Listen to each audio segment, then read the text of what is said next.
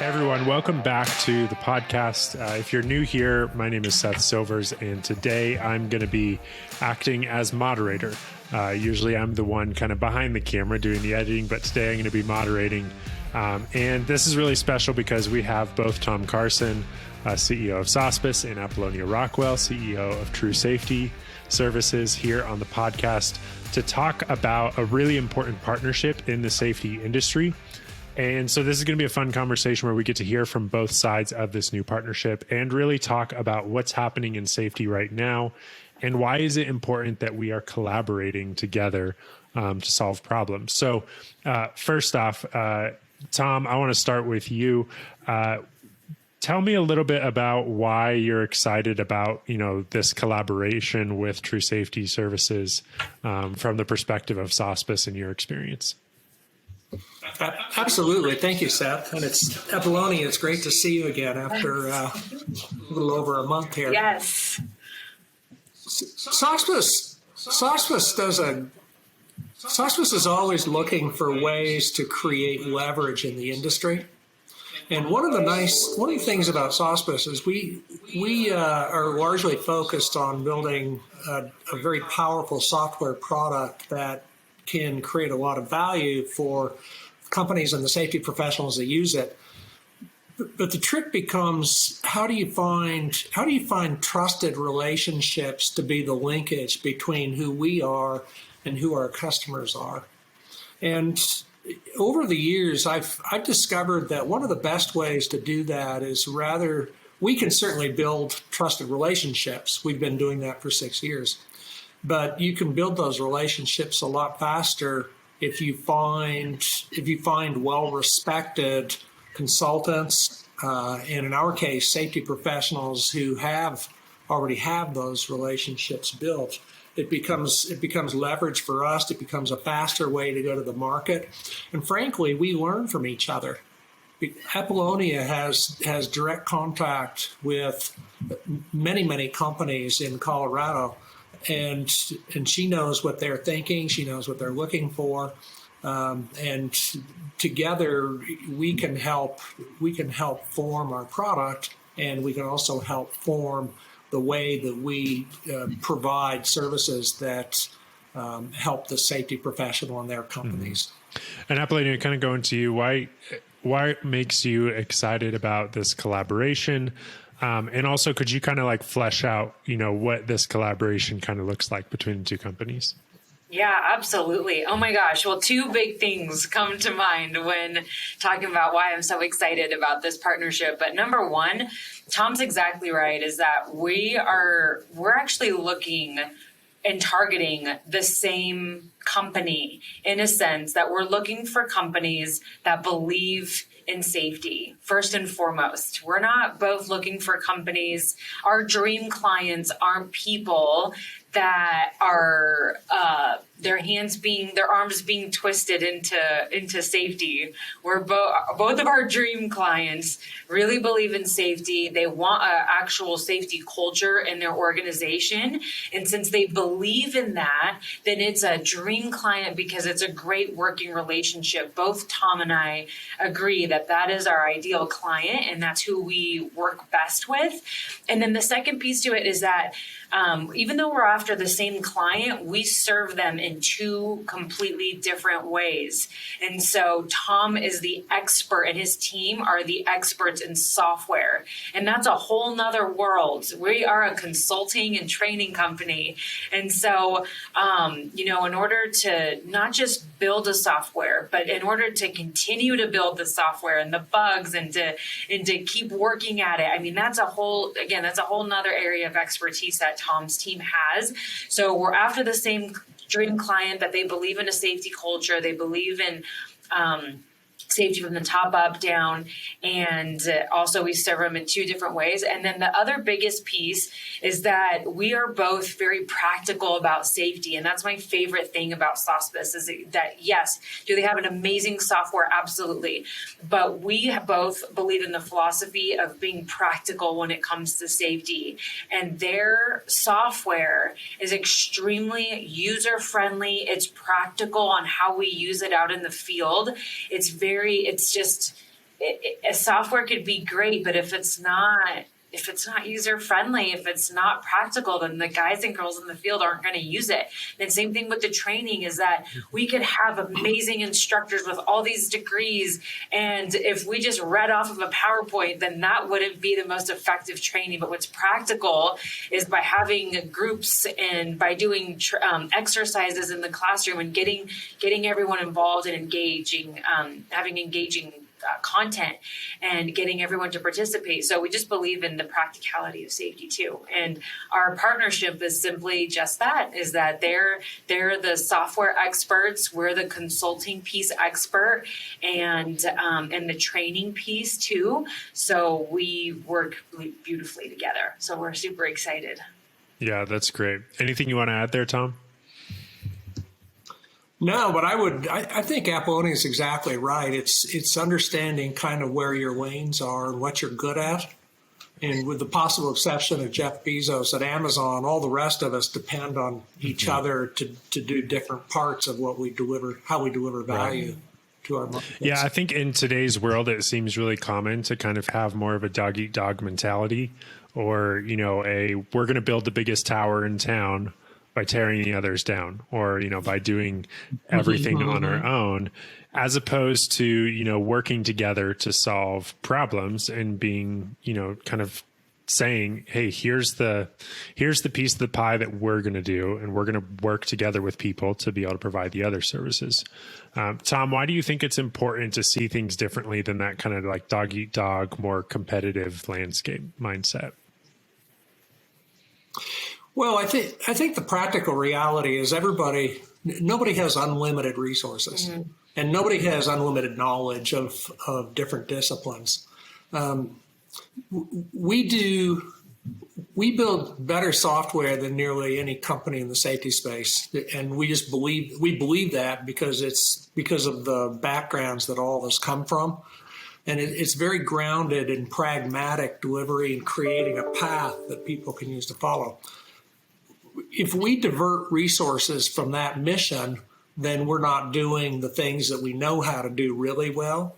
And then we become substandard in everything we do. Yeah. When we had an opportunity to partner with Apolonia, I think it's a huge recognition of Apollonia's skills in delivering her training and consulting services that she was just recognized by Forbes magazine as a top 30 under 30. And that's remarkable recognition, and it's one of the many reasons that we're validated and proud to be a partner of True Safety Services. Apolonia, I'd love to hear your perspective on kind of the importance of this like collaboration mindset, as opposed to, like I've known you for a couple of years at True Safety. You haven't just tried to say, okay, we're True Safety, we're gonna do everything. We're gonna do all the safety stuff. Like, help me understand why that's been an important mindset for you to have. Yeah, well, I agree with Tom is that we don't want to be the subject matter experts in everything and all of things. And I think that if we went after that, if we went off and built a software that it'll be mediocre. It's just not our area of expertise, and there is no need to have this scarcity mindset. And going back to both Tom and I, having the same dream client, is that we're able to both service them fully turnkey. And that's really, really exciting to me, is that we're able to help them on the training side, get their new hire training going, their monthly ongoing annual training and consulting piece.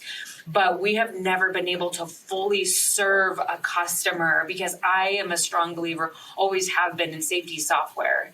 And so there was always this missing piece. And what better way than to collaborate with the best of the best. And so I just don't have a scarcity mindset. I believe there's enough for all to go around. Right. So yeah, that's absolutely. where I'm at. So I know, the COVID-19 pandemic has changed a lot of industries.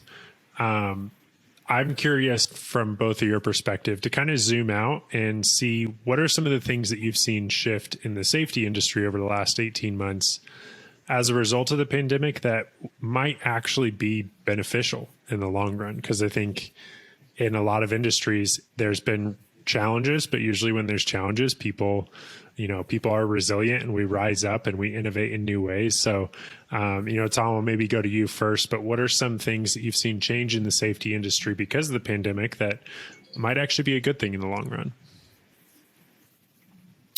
One of the big things that we saw happen is in early 2020, when companies started realizing this was something they were going to have to react to in a positive way, that there seemed to be a tendency for the senior management to go to the safety teams to ask for their guidance and how do you manage this as a workplace hazard. And it was collaborative. I mean, the HR departments were involved and so forth. But it seemed like in many companies, the safety person had an opportunity to actually step in and be working collaboratively on a new problem with a lot of the management. And I have a sense that did a couple things. One, for those who were able to step up and be a constructive part of the solution, it probably raised their stature in the eyes of the rest of the company. The second thing that happened was that it was clear there were a lot of opportunities to apply technology to address these issues, which my sense is, based on a lot of calls we've had in the last year, my sense is that raised the awareness of, gee, maybe we ought to consider this as an ongoing part of our environment. The obvious piece was products like Zoom and Microsoft Teams that allowed us to do meetings sort of like this one. But you could extend that. There were a lot of opportunities to embed. One of the things that we openly pioneered early was the ability to do virtual inspections. And if you had Apple products, then you could FaceTime with your phone or your tablets on site and be guided by the safety professional. And what it did was it eliminated the need for a lot of people to be right together at a time where we weren't really sure where COVID was going. But it's just one example of many that allowed technology to overcome some of the distancing and yet still maintain work responsibilities. Yeah, Apolonia, what were some things you saw? The big thing was training for us. We still had clients that were firm believers in everything in person, no online OSHA classes, not because of the fact, when I first experienced online safety training, it was terrible. And I thought to myself, I will never send a company through online training because this makes me want to gouge my eyes out because this is so boring and I'm not paying attention. So it wasn't even that piece. It was just afraid of technology. And I love what Tom said. Just Zoom. So, just Zoom and video conferencing. I feel like that was almost the first step for some clients that were so anti-technology that just by that little step, by the end of the COVID, we're still going through it, but by the end of even in the beginning of this year, I saw a lot of companies start to take some steps and say, all right, not only we're going to consider software in the training space, but we're going to consider software, project management software, safety management software. It was a door and maybe a baby step. It was a door open and a baby step to say, all right, what is this technology thing about and how can we connect better using the other things that are not just, all right, in-person safety meetings, in-person paper this. So, right. Yeah. Well, even like with, PEC and the SafeLand class, which is a very common class, they never wanted to do online, but then, the pandemic shut in-person classes down. And so, they were forced really quickly to offer online classes. And then I know, True Safety jumped on that, and now you guys have become one of the top, online providers of SafeLand in the country. And that was interesting because, you were beforehand, you were able to train people in Greeley, in Denver and, Northern Colorado. And, now every week there's people from, Louisiana and Alaska. it has been interesting to see. And because of that, I now, on our Safe Land days, because of the time change, get calls from Louisiana at like 6 a.m. while I'm at the gym every morning because the phone's transferred to my cell phone before hours. And so because of the, people are confused with the time change. But yes, I am getting constant. We have so many students that we're able to reach now because of online Safe Land. Yeah, and I think I've always been a firm believer of automate what you can so that people are doing what can't be automated. And I feel like even with software, use software to solve problems that software can solve so that safety professionals can get to know the culture, so that safety professionals can actually build relationships, which software can't build those relationships. Online training can't build that rapport between a safety director and somebody on the field to get them to feel comfortable and psychologically safe enough to actually come to them with hazards that they see. So I think it's been interesting to see both companies. I think people are more aware of the need for solid virtual training as well as software because they realize we have to have our people doing what people can only do and software cannot do. So, Tom, I'd love to kind of, bring this to a close just by you telling us a little bit more of the, the backstory of Sospes, and kind of a quick version, and then, sharing some of what you're currently doing. We've talked about the software, but go a little bit deeper into what you're doing to help safety professionals around the country. Sure. So I think a hugely important formative experience that I had years ago before I became a software guy I was a finance guy in some fairly large companies, and I found it constantly frustrating when I was in a position of having to buy enterprise grade software because it tended to be expensive. It took a long time to implement, and it took a long time to teach people how to use it. So we're talking about enterprise resource, ERP systems and big accounting systems and planning systems and that sort of thing. So one of the things that one of the things that I wanted to do and that drove me into particularly the environmental health and safety space was the belief that people would do really, really well if they had that kind of enterprise power at their command, but in a package that was easy to implement and readily and easy to use.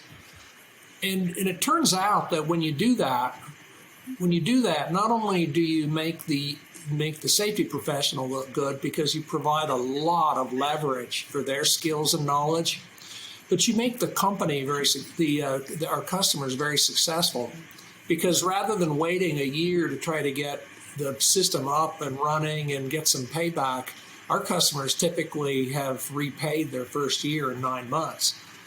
But it's because we're not trying to do everything all at one time. You have to recognize where companies are in their maturity and their ability to absorb new process or changes in existing processes and systems and meet them there. And then from there, we can grow together. One of the things that you asked about what we're doing around the country right now, we've gotten a lot smarter about how we help our customers recognize where they are, working with them, and creating metrics so they understand not only where they are, but how do they get to the next step easily with the platform that we provide them. Which I think is hugely important. And that's thinking about enterprise level software. There's not too many enterprise level companies. When you look at all of the businesses around the country, not too many are truly in that enterprise level of being able to afford software or even being able to implement it. So I think, that's powerful to kind of recognize that and be able to fill that need.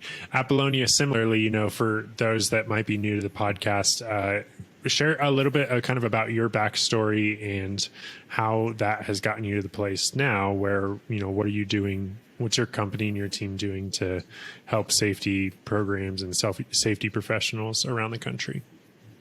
Yeah. One quick comment on Tom's story there. That is exactly why True Safety has partnered with Sospes, was because for once I had demoed a ton of EHS softwares because, like I said, I was a strong believer in it, and I knew that technology is the future. But what Tom exactly just said there is, when I first met him, he completely understood my problems as a safety professional. I never was able to showcase what I was up to as an in-house safety person, or even as a consultant. I was never able to showcase my safety program. I was never able to bring it to C-suite. I was never able to bring it to the owner. I was never able to share it even with the team. This is what I'm doing, and I needed to feel validated as a safety professional because everything was in my mind. The pulse of the safety program was always in my mind, and I always thought, like, how can I show the story and the progress? Like Tom said, where are we even at in the year? Where were we at today than we were last year? And that is near impossible to have a pulse on, or to even show to the company without a software system that people are actually utilizing in so you could show the statistics. So I needed to point that out there, is, to actually have somebody that really understands the safety professionals' problems, and then Tom build a software around it. So yeah. It's a beautiful, it's a beautiful relationship there. But my backstory on how I got into safety was my dad was in oil and gas, and it was my first funeral that I attended was his buddy who died on an oil rig. And I was in the third grade when this, my dad's friend, his son, was in the third grade with me. So it had always dawned on me that my dad could go to work and not make it home. And I always say that that's not when I knew that I was going to be a safety professional by any means when I was in the third grade, but I just knew my dad could go to work and not make it home safely. So I was just very curious on oil and gas industry, construction industry. How do people go to work and not make it home? And so I was an in-house safety director for a construction oil and gas company, and I saw how safety was done the wrong way, which was maybe on the training side, death by PowerPoint, or on the consulting side where a safety professional was disconnected with operations. And it was safety program, safety professional, and ops, and they hated each other. And mainly it was the ops that hated safety, because normally the safety person was a safety cop, and there just was no relationship there. So I learned that safety is about people, and all it takes is a safety professional to listen and to be truly curious about what's going on in the field. And that's how even software is brought into this piece too, is that when your software does software, like you said, Seth, and online training is great, but it's, and that'll take care of itself, but the people piece of it all is behind it. And so when there is no connection with the company, and there isn't somebody driving safety that has good intentions, that's curious about what's going on in the field, I think that there can be a disconnect always. So you just have to come at it with a genuine approach of just really caring about the guys and girls in the field.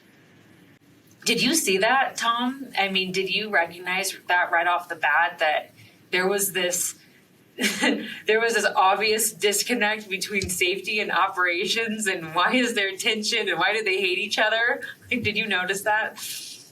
Yeah, we did. What I noticed in the early days was, even if they didn't hate each other, they weren't very well connected. Mm-hmm. I mean, the operations the different functions were so siloed, because I think. And part of the problem was in the early days, at least my early exposure, was there's an awful lot of that safety cop mentality. Yeah. And it's not really, that's not helpful. I mean, what I like about what I've seen in the last 10 years is there's been there's been an increasing number of people, men and women, graduating degree programs in EHS. And when those folks come in with not only that education, but also the experience that they get over time, then that becomes a pretty powerful culmination. And I think that if there's anything missing in that experience level, it's this empathy, I guess, towards the production side, and recognizing, they want to be safe, but they're also getting incented for production. You're 100% right. Yes. And so you better find a way to balance those two. The good thing, I think the good thing in that situation is that there's an awful lot of ways that safety can actually help production. Yes. Just because it's safe doesn't mean it's slow. Oh my goodness. You're exactly right. And I love where you're going with this. Maybe they didn't hate each other, safety and operations, but they were just disconnected. And I think that's why I'm so excited about software, is because not only was I the safety professional that was working tirelessly on a program that I couldn't showcase to the world. That was one problem. But one thing was, since the field guys or girls couldn't see what I was up to, there's where that maybe connection was lost on what is safety doing to help me. And so what I'm excited about software is that everything that I'm working on, when there's an incident, for an example, or there's a near miss, let's say there's a near miss, there's a hazard, I'm not just telling Johnny in the shop that I'm working on it, and he doesn't see that. He's just like, okay, what does that even mean? What the hell does that even mean you're working on it? I don't hear from you maybe about the next safety meeting. And then he doesn't see me for a few months or so. With software, he doesn't see that I'm researching what he was wanting, the right PPE, and then I'm trying to get that approved through owners or through management. That there's all this behind the scenes stuff. With the software, he's able to see, okay, my hazard, he's able to track his hazard, am I right? All right, here are the steps that Apolonia or that safety is taking to mitigate this hazard that I brought up with. One of the things that I love talking with you about is that hazard feature, the near miss or hazard feature with the software, is that if a field employee finally reports a hazard and it goes on, in their mind, on deaf ears, they're going to be like, I'm never going to do this again. This is where I feel like I've worked with so many companies that the momentum is lost. They're starting a near miss program. Everyone submit 5 near misses a month. Everyone's all jazzed up, everyone except the ops team. And then the few guys that actually do it, their momentum goes out the door because they're like, I filled out my 5 near misses, got my gift card for it, and nothing ever happened from it. Like, I was rewarded one time at the safety meeting, and then I don't even know. These are piled up on the safety person's desk for all I'm concerned, and they're maybe looking at them, maybe not. So when they're actually, can you talk a little bit about that? Is that, I think you're absolutely right. And people have written a lot about some of the issues with creating mandatory near miss reporting and that sort of thing. And one of the problems I think that sets up is I think you see a lot more exercises in creative writing at some point than you do actual serious near miss reporting. You're so right. Yeah. Yes. But one of the things that does help is the observation reporting, because by kind of watching, it isn't hard to identify hazards, to identify safe behavior that needs to be, rewarded or acknowledged and so forth. And I think the difference, I think a lot of people rush to implement an observation or near miss reporting program. But you can't do that in just a vacuum. If all you're going to do is just run out to everybody this month and say, okay, everybody has to report 3 observations a month and we'll be happy. Well, there needs to be context. There needs to be support for why you're doing that. There needs to be follow-up. There needs to be feedback that the employees see it happening. And so what happens over time when you do that right, it becomes a component of a cultural shift, an organizational shift that starts moving from we're on our own out here to if we all work together, we can make a safer, more productive workplace. And that those take time. I mean, it's like any kind of a growing process. It takes time. It takes practice. It takes constant reinforcement. But when you do it right, with the thing that we see, and again, this is something that we have hard data to prove. When you do it right, those changes actually start taking root, and you see the impact in reduced loss costs. Absolutely. So. And I like what you said. The consistency is what I'm hearing. When you're consistent, and I feel when you're consistent with hazard recognition, when you're consistent with follow-up and with that type of feedback from the field and from the safety team or committee, and that is constant and it's consistent, then it starts to build what the dream is that team mentality.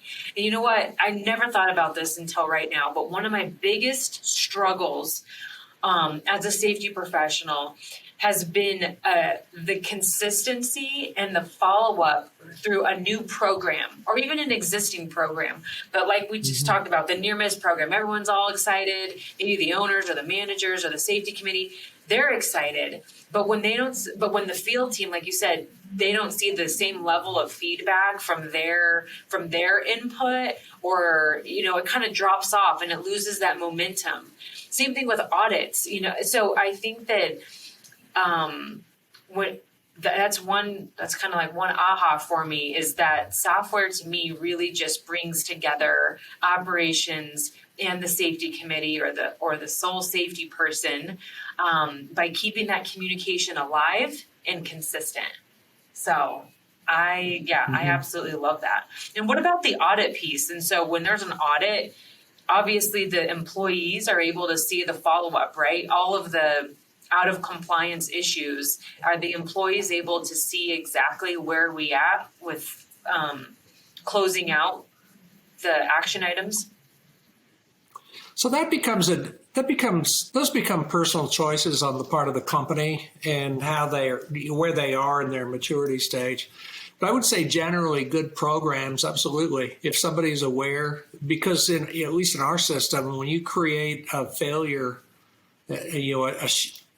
an unacceptable condition in an audit, it creates a task. So it's the same as any other kind of task. It gets followed up and eventually resolved, and we can people choose to document that stuff or not, depending on what it is. Awesome. But yeah. Okay.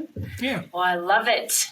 Do you have any other final thoughts, Tom? I feel like that was the big aha was the connection piece, but I would just say that we're excited about our new formalizing our partnership, and I'm looking forward to working with you, Apolonia. Absolutely. You and your team. Yep, I'm excited to finalize it. Like we've talked, we've been partners, before this, but actually making it official. I am so excited, and there will be more. We'd love to hear feedback. I mean, if there's comment below, if you have any questions, any comments, we'll absolutely get back with you, and we will be continuing on with this podcast time and time again, because I love our conversations, Tom. So thank you. And I think we just, Sign on. It's always a pleasure, Apolonia. Awesome. All right. Well, I guess we'll talk with you next time.